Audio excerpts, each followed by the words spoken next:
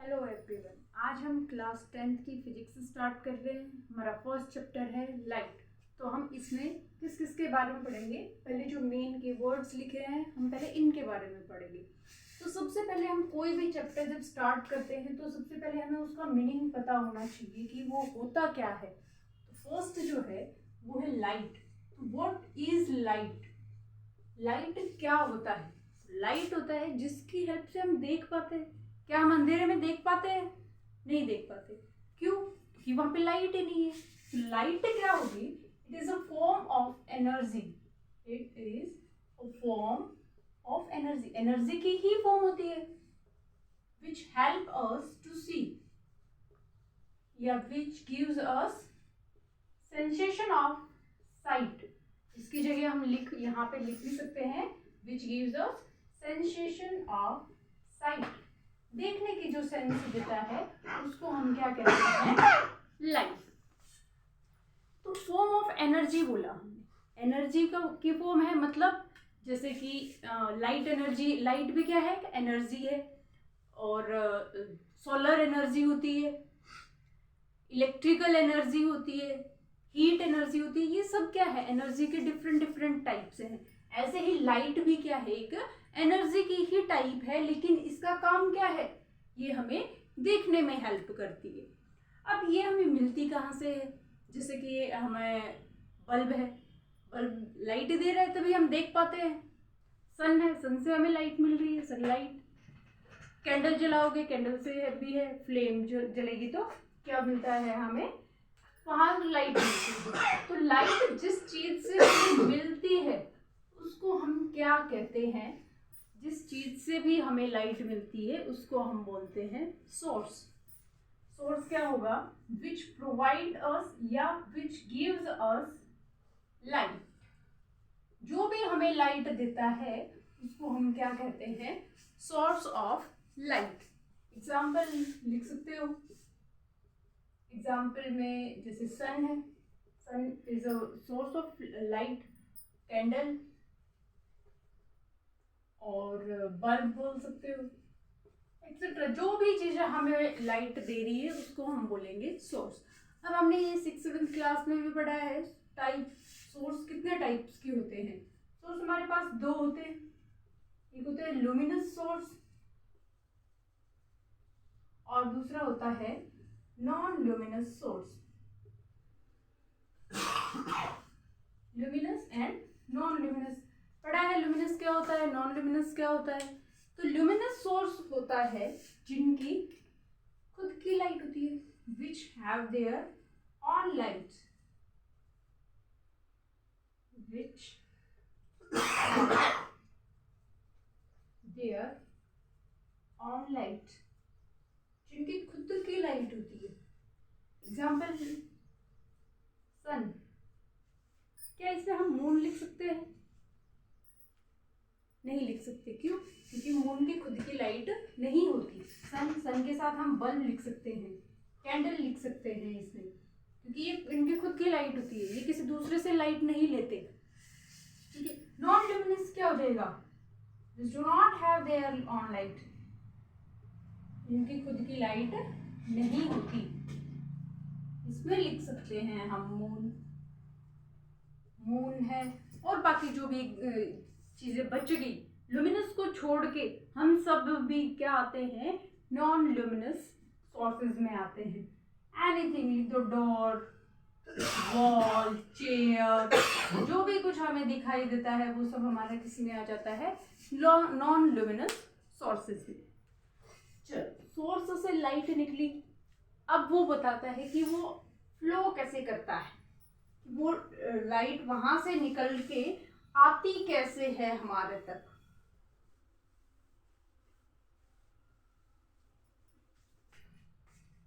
तो सोर्स से जब लाइट निकलती है तो वो रे की फॉर्म में ट्रैवल करती है।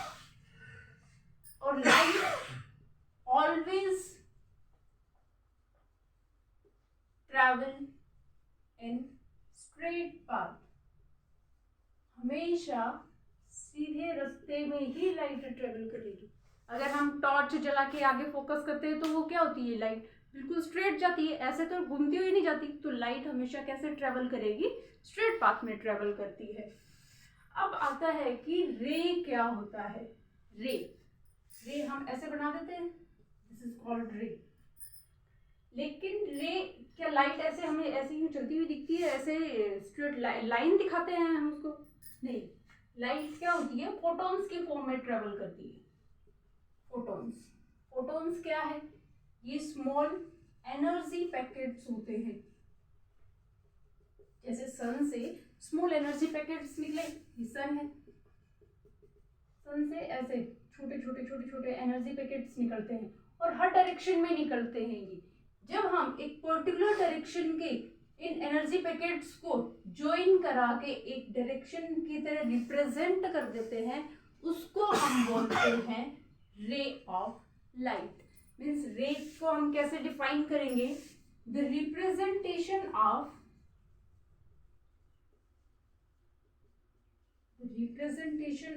path of light is called रे। कि लाइट के पाथ को जो रिप्रेजेंट करता है उसको हम क्या कहते हैं? रे कहते हैं। अब रे की भी टाइप्स आती है, क्योंकि ये हम इसमें कई जगह पढ़ेंगे कि कन्वर्जेंट रे, डाइवर्जेंट रे, पैरेलल रेज। तो इसके टाइप्स क्या होती है? 3 टाइप्स होती है हमारे पास। अब वो 3 टाइप्स कौन कौन सी होती है? सबसे इंपॉर्टेंट फर्स्ट आता है हमारा पैरेलल रेज। पैरेलल रेज कौन सी होती है? जो ऐसे पैरेलल ट्रेवल करती है, उनको हम कहते हैं पैरेलल रेज। सेकेंड होता है हमारा कन्वर्जेंट रेज। कन्वर्जेंट रेज कौन सी होती है? जो ऐसे अलग अलग डायरेक्शन से आ रही है और एक पॉइंट पे कन्वर्ज हो जाती हैं, आके एक पॉइंट पे जब मिल जाएंगी उसको हम बोलेंगे कन्वर्जेंट रेज। नेक्स्ट होता है एक हमारा डाइवर्जेंट रेज। डाइवर्जेंट रेज क्या होती है? जो एक सोर्स से निकलेंगी, एक पॉइंट से, एग्जाम्पल मैं यहाँ बना रही हूँ इसका, एक पॉइंट से और अलग अलग डायरेक्शंस में डाइवर्ज हो जाती हैं, उसको हम बोलते हैं डाइवर्जेंट रेज। ठीक है, तो ये तीनों टाइप से हैं। पैरेलल रेज जो पैरेलल चलेंगी, पैरेलल ट्रेवल करती है, उनको बोलेंगे पैरेलल रेज। कन्वर्जेंट रेज कौन सी होती है?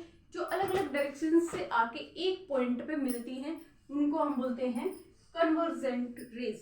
Converge at a point, the rays are called convergent rays. Next divergent rays. Divergent क्या करेंगे? जो एक पॉइंट से अलग अलग डायरेक्शंस में डाइवर्ज हो रही होती है, उनको हम बोलते हैं डाइवर्जेंट रेज। ठीक है, अब जो लाइट ट्रेवल कर रही है उसकी स्पीड मोस्ट इंपॉर्टेंट और बहुत ज्यादा यूज होती है, speed of light. Speed of light in air और वैक्यूम।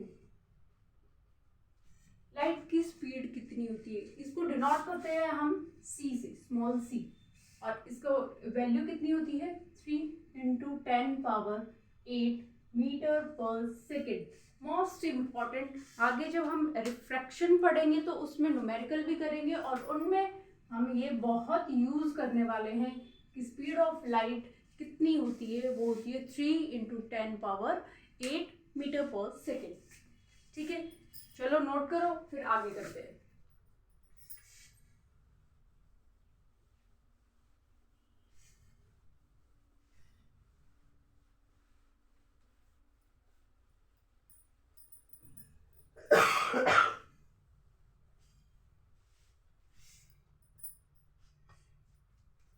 नेक्स्ट है reflection of light.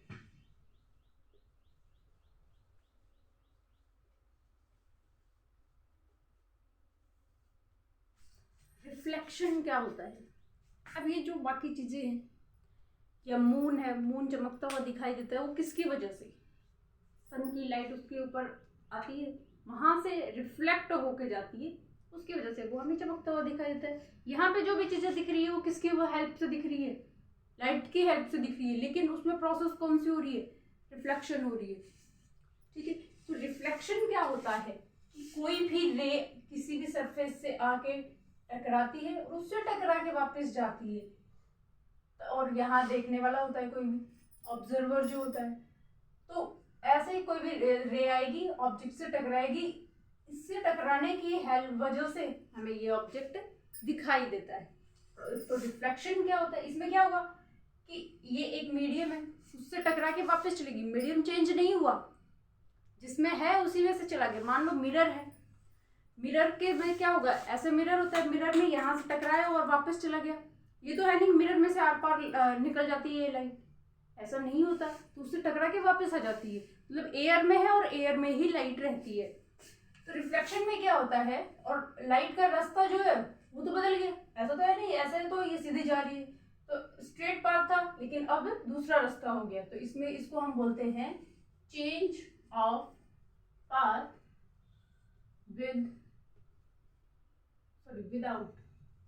Without changing medium. इसमें हम मीडियम चेंज नहीं करते और रास्ता जो है हमारा चेंज हो जाता है, इसको बोलते हैं हम रिफ्लेक्शन ऑफ लाइट। कैसे, मान लो प्लेन मिरर, डेली मिरर देखते हो नहा धो के, तो उसमें क्या प्रोसेस होती है, कैसे दिखते हो तुम। ये मान लो कोई भी मिरर है, मिरर में क्या होता है, एक सरफेस हमारा रिफ्लेक्टिंग सरफेस होता है, दूसरा सरफेस, एक प्लेन ग्लास को हम मिरर बना सकते हैं। मिरर होता है, क्या होता है, एक प्लेन ग्लास होता है, उसमें दूसरी साइड क्या होता है, पॉलिश्ड होता है। अगर सिंपल ग्लास में रिफ्लेक्शन भी तो होता है, लेकिन उसमें एक और प्रोसेस आ जाती है, वो रिफ्रैक्शन, क्योंकि उसमें से लाइट जो है वो ट्रेवल कर जाती है आर पार। ठीक है, तो जो हमारा रिफ्लेक्शन के लिए जो होगा, तो हमें जो सब मिरर लेंगे, ये जो इसमें क्या करते हैं हम, एक साइड हमारी क्या होती है, पॉलिश्ड होती है। हम प्लेन ग्लास को अगर दूसरी साइड हम पॉलिश कर देते हैं, तो वो क्या बन जाता है, एक मिरर बन जाता है। अब इस मिरर में एक मान लो ये रे आई, और ये जो रे आ रही है सोर्स से, यहाँ कोई भी सोर्स हो सकता है, कोई भी सोर्स ले सकते हैं, टॉर्च भी हो सकती है, सन रे भी आ रही होती है, तो वो भी ले सकते हैं। हमारी कोई भी रे आ रही है, ये जो रे सोर्स से आती है, इसको हम बोलते हैं इंसिडेंट रे। सोर्स से जो रे आ रही होती है उसको बोलते हैं इंसिडेंट रे। अब इस पॉइंट पे ये यहाँ से सरफेस से टकराया, और टकरा के ये क्या करेगी, अपना रास्ता बदल लेगी। अब ये बदलती कैसे है और क्यों बदलती है, ये इसके लो पढ़ेंगे तब बताती हूँ। अब ये टकरा के और ये चले गए ऐसे। अब ये जो टकराने के बाद ये जो रे गई है, इसको हम बोलते हैं रिफ्लेक्टेड रे। ठीक है, अब एक और चीज होती है इसमें, एक होता है नॉर्मल। नॉर्मल क्या होता है कि ये जो सरफेस होता है, इस सरफेस के ऊपर नॉर्मल मीन्स परपेंडिकुलर जो होता है, इस पॉइंट पे जो परपेंडिकुलर होगा उसको हम क्या बोलते हैं, नॉर्मल। ये आ गया हमारा नॉर्मल। ठीक है, नॉर्मल है वो हमेशा सरफेस के परपेंडिकुलर होगा, ऐसे नहीं कि इंसिडेंट रे या रिफ्लेक्टेड रे के नॉन परपेंडिकुलर डाल दिए, ये सरफेस के ऊपर परपेंडिकुलर होता है। तो ये इंसिडेंट रे, ये रिफ्लेक्टेड रे, और ये हो गया नॉर्मल। अब इसमें एक चीज आती है angle of incidence. Angle of incidence, angle of incidence बोल सकते हो, इंसिडेंट एंगल भी बोल सकते हो। तो ये क्या होता है, जो ये इंसिडेंट रे है और नॉर्मल, ये एक एंगल के ऊपर आ रही है नॉर्मल के, तो ये जो एंगल होता है नॉर्मल और इंसिडेंट रे के बीच, इसको हम बोलते हैं एंगल ऑफ इंसिडेंस। इसको डिनोट करते हैं हम आई से, the angle between incident ray and normal is called angle of incidence. ठीक है, दूसरा होता है हमारा angle of reflection. Angle of reflection को हम आर से डिनोट करते हैं, और ये कहाँ होता है, same angle between normal and reflected ray, ये हो जाएगा the angle between reflected ray and normal. ये जो एंगल बना ये क्या हो जाएगा आर, ये एंगल ऑफ इंसिडेंस, ये एंगल ऑफ रिफ्लेक्शन होगी। ठीक है, क्लियर है। इस रिफ्लेक्शन के बाद आता है laws of reflection.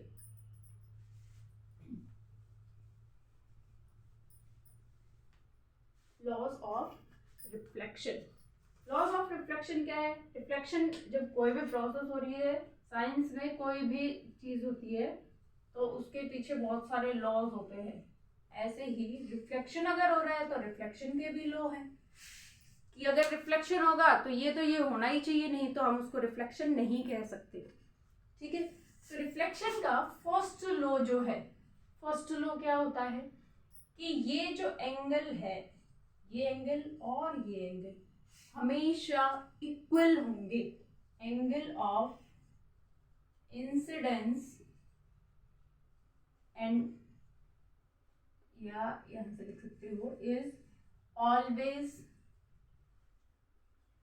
Equal to angle of reflection. Angle I is always equal to angle R, ये होता है हमारा फर्स्ट लॉ। ठीक है, हमेशा इक्वल होगा। अगर ये इक्वल नहीं है तो यहाँ पे रिफ्लेक्शन नहीं है फिर। ठीक है, सेकंड होता है कि ये जो इंसिडेंट रे है, इंसिडेंट रे, रिफ्लेक्टेड रे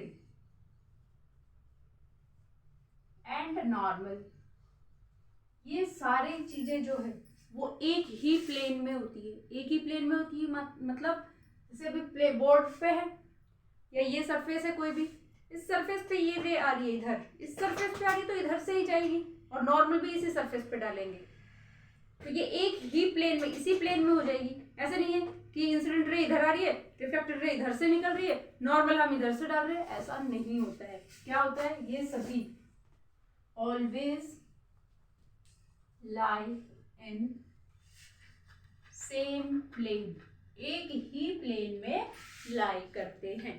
ठीक है, हमेशा याद रखना है कि एंगल ऑफ इंसिडेंस है वो हमेशा एंगल ऑफ रिफ्लेक्शन के इक्वल होता है, और दूसरा होता है कि इंसिडेंट रे, नॉर्मल और रिफ्लेक्टेड रे तीनों एक ही प्लेन में लाई करते हैं। ठीक है, क्लियर है? कोई डाउट?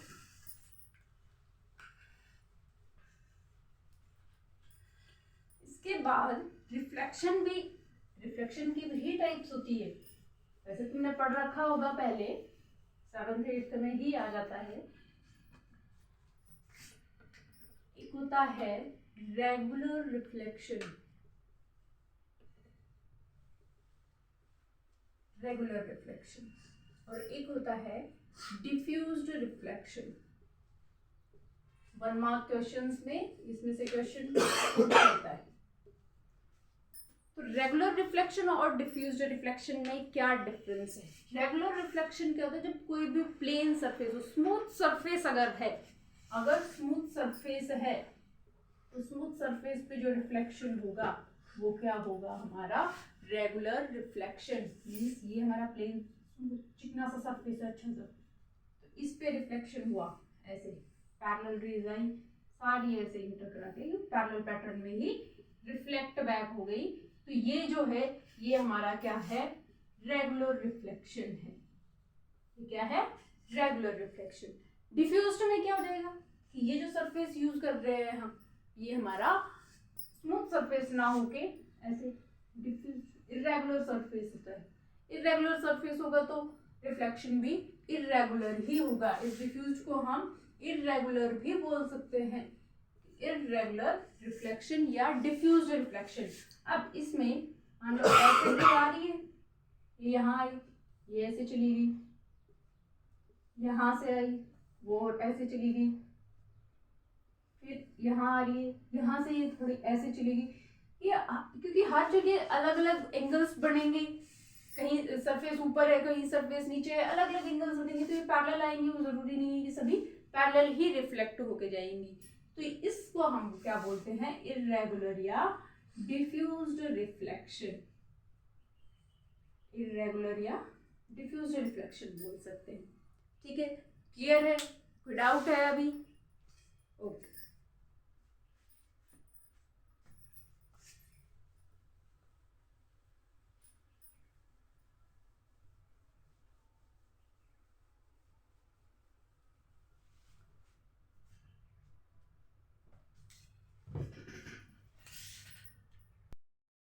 नेक्स्ट स्टार्ट करते हैं हम कि मिरर। अब हम मिरर पढ़ रहे हैं, रिफ्लेक्शन तो मिरर से ही होगा, ग्लास से तो रिफ्लेक्शन होगा नहीं। तो मिरर जो है कितने टाइप के होते हैं मिरर? ये हमने तो प्लेन देखा है, सीधा सा होता है, घर में लगा होता है सबके। दूसरा भी देखा है स्फेरिकल, एक होता है प्लेन, दूसरा होता है स्फेरिकल। स्फेरिकल कहाँ देखा है? ये देखा है गाड़ियों में, साइड मिरर जो लगा होता है, ध्यान से देखना कभी, सबने देखा है। प्लेन मिरर, प्लेन मिरर क्या होता है जो घर में यूज करते हैं हम? ये पहले तैयार होके उसके सामने खड़े होके तैयार होते हैं, ये होता है हमारा प्लेन मिरर। अब इसमें कैसी कैसी इमेजेस बनती हैं, क्या कुछ प्रोसेस होती है, वो पढ़ेंगे। तो इससे पहले हम एक और चीज पढ़ते हैं, एक होता है रियल इमेज और एक होता है वर्चुअल इमेज। रियल इमेज और वर्चुअल इमेज। रियल इमेज क्या होता है? फोटो स्क्रीन के ऊपर आ जाती है, स्क्रीन के ऊपर जो हमें इमेज मिल जाए, मतलब जैसे फोटो खींच के हमने हार्ड कॉपी जो निकाली, वो क्या है, एक रियल इमेज है। लेकिन जो मिरर में देखा उसकी कॉपी निकाल लो, नहीं निकलेगी, वो क्या है, virtual image. Real image which can be obtained on screen। Screen के ऊपर जो ऑब्टेन हो सके, स्क्रीन के ऊपर हमें जो मिल सके, उस इमेज को हम क्या कहेंगे, रियल इमेज। और virtual image cannot be obtained on screen। पढ़िए 7th 8th में, which cannot be obtained on screen। जो हमें स्क्रीन पे नहीं मिलती उनको हम बोलते हैं वर्चुअल इमेज, जो हमें स्क्रीन पे मिलती हैं उनको हम बोलते हैं रियल इमेज। ठीक है, अब रियल इमेज और वर्चुअल इमेज के साथ हम जो भी इन चीज़ों के फॉर्मेट जो पढ़ेंगे कि कौन सी इमेज कैसी होती है, कौन सी कैसी होती है, प्लेन मिरर में कैसी बन रही है या स्फेरिकल मिरर में हमारी कैसी बन रही है इमेज, तो उसमें दो वर्ड यूज होंगे, एक होगा हमारा इरेक्ट और एक होगा इन्वर्टेड। एक इरेक्ट होगा और एक इन्वर्टेड। इरेक्ट का मतलब क्या होता है? इरेक्ट का मतलब होता है सीधी इमेज, सीधी। अगर हम मिरर में ऐसे देख रहे हैं तो ऐसे ही दिखेंगे, जैसे प्लेन मिरर में हम खड़े होकर देखते हैं, हमें बिल्कुल सामने ऐसे के ऐसे दिखते हैं, ऐसा तो है नहीं टांगे ऊपर दिख रही है। तो जैसा हम खड़े होते हैं, जैसा ऑब्जेक्ट होता है, हम क्या होते हैं उनके लिए, मिरर के लिए ऑब्जेक्ट, वो हो गया मिरर। और उसके सामने हम जो दिख रहा है वो क्या है, हमारी इमेज। तो जैसा ऑब्जेक्ट होता है वैसे ही हमें सीधी की सीधी उसकी इमेज मिलती है, उसको हम बोलते हैं इरेक्ट इमेज। और ये हमेशा वर्चुअल के साथ कनेक्ट मिलेगा, वर्चुअल एंड इरेक्ट। कोई भी इमेज अगर वर्चुअल होगी तो वो इरेक्ट होगी, ऐसा नहीं होगा कि वर्चुअल है और इन्वर्टेड है, ऐसा नहीं होगा, या ऐसा नहीं होगा कि रियल है वो इरेक्ट है, कभी भी किसी भी केस में ऐसा नहीं होगा। जो भी इमेज वर्चुअल होगी वो ऑलवेज इरेक्ट इमेज होगी। ठीक है, फिर आता है इन्वर्टेड। इन्वर्टेड का मतलब उल्टी इमेज, उल्टी इमेज मिलती है, सीधा खड़े होके देखते हो उल्टे दिखते हो। चम्मच में देखा है कभी, चम्मच के दोनों साइड से जो होती है, एक होती है, एक साइड होती है कॉनकेव, कॉन्वेक्स। जब हम स्फेरिकल में पढ़ेंगे तब बताऊंगी उसमें कि किस में। तो उसमें क्या होता है, एक साइड देखना सीधे दिखोगे, दूसरी साइड देखोगे तो उल्टा दिखते हो। क्यों? क्योंकि एक में हमारी रियल इमेज बनती है, एक में हमारी वर्चुअल इमेज बनती है। और जो ये वर्चुअल इमेज होगी, सॉरी वर्चुअल तो इरेक्ट होगी, इन्वर्टेड हमेशा रियल से कनेक्ट होगी। रियल इमेज हमेशा इन्वर्टेड होती है। हम जो भी चीज़ें हम देखते हैं सामने, हमारी आईज में जो इमेज बनती है वो कैसी बनती है, रियल एंड इन्वर्टेड होती है। लेकिन ब्रेन हमें समझाता है कि वो सामने ऑब्जेक्ट है वो सीधा, ऐसे सीधा करके समझाता है, और ये प्रोसेस बहुत फास्ट होती है। ठीक है, तो इमेज जो हमारे रेटिना के ऊपर बनती है आईज में, वो कैसी होती है, रियल एंड इन्वर्टेड होती है। लेकिन हमें समझ आती है कि तुम सारे ऐसे दिख रहे हो, सबकी इमेज मेरी आईज में कैसे बन रही होती है, ऐसे उल्टा, सबके पैर ऊपर सिर नीचे ऐसे चल रहे हो, ऐसा नहीं होता। मतलब वो इमेज बन रही है रेटिना पे, लेकिन माइंड उसको समझाता है कि ऐसा ऑब्जेक्ट है। ठीक है, तो रियल इमेज हमेशा इन्वर्टेड होगी, वर्चुअल इमेज हमेशा इरेक्ट होगी। तो अब है कि प्लेन मिरर की इमेजेस कैसी होती है। प्लेन मिरर में अब डेली देखते हो तो कैसी होती है, सोचो प्लेन मिरर की इमेजेस कैसी होती है, कैसे दिखते हो तुम डेली। तो प्लेन मिरर में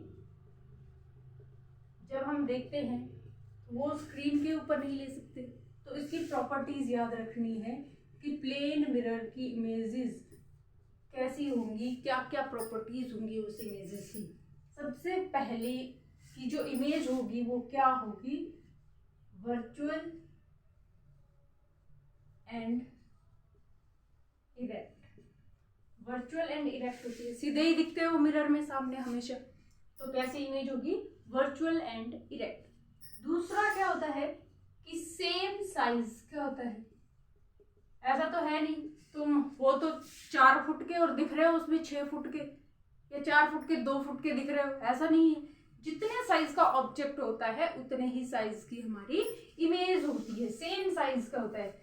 अगर हमने इतना सा ऑब्जेक्ट रखा है इसके सामने तो इसमें इतना ही दिखेगा, और वो कहाँ दिखेगा, इतनी ही डिस्टेंस के ऊपर दिखेगा पीछे। ठीक है, तो तीसरी यही हो गया कि सेम डिस्टेंस पे होती है।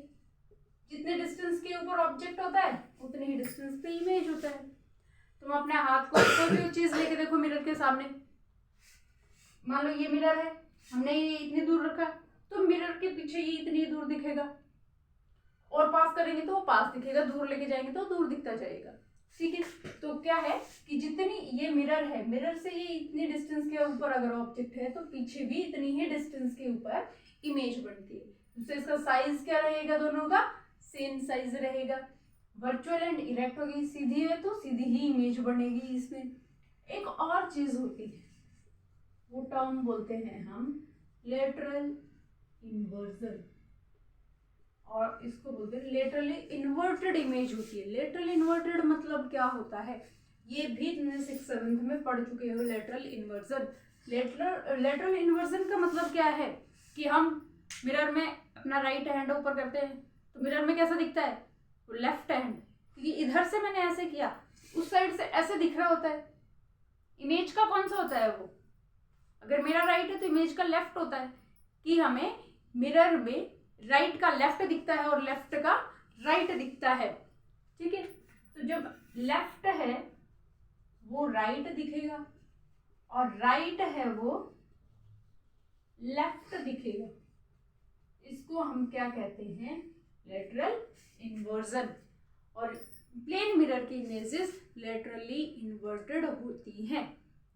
ठीक है, ऐसे वो हाथ ऊपर करके देखना, उधर से देखोगे ये इसी साइड रहेगा, लेकिन इमेज ऐसे होती है तो ये लेफ्ट हो जाएगा उसका, और इधर से हमारा क्या था, राइट।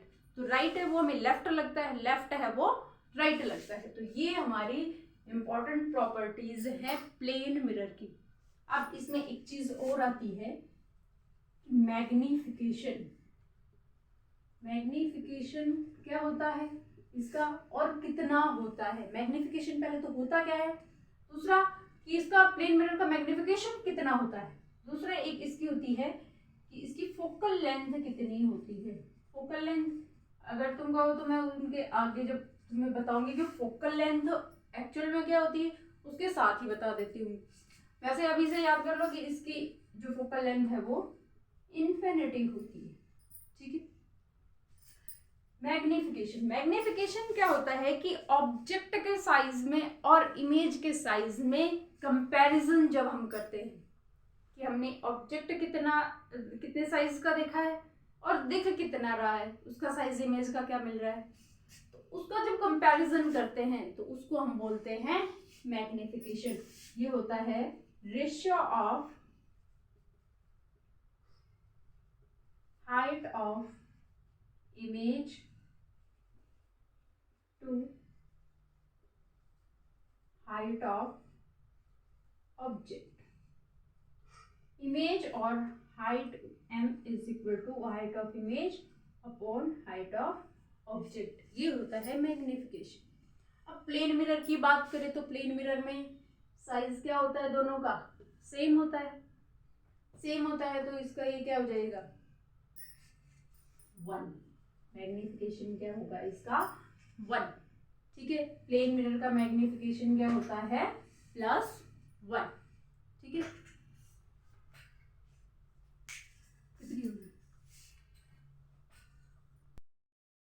तो ये आज पढ़ा प्लेन मिरर के बारे में, इंट्रोडक्शन कंप्लीट हो गया इस चैप्टर का। आगे हम स्फेरिकल मिरर के बारे में नेक्स्ट में पढ़ेंगे। इसमें कोई डाउट हो तो मुझे बता देना, मैं बता दूंगी। ये बहुत इंपॉर्टेंट है, याद रखनी है क्या क्या प्रॉपर्टीज होती है। वर्चुअल एंड डायरेक्ट इमेज होगी, सेम साइज की होगी, सेम डिस्टेंस पे बनेगी, लेटरली इन्वर्टेड होगी। लेटरली इन्वर्टेड मतलब लेफ्ट है वो राइट में दिखेगा, राइट है वो राइट है वो लेफ्ट, लेफ्ट है वो राइट, ठीक है। फिर इसका मैग्निफिकेशन क्या होता है, मैग्निफिकेशन होता है ratio height size of object. इसका हाइट की जगह हम साइज भी लिख सकते हैं, ठीक है। हाइट की जगह हम साइज भी लिख सकते हैं कि ratio of size of image to size of object, ठीक है।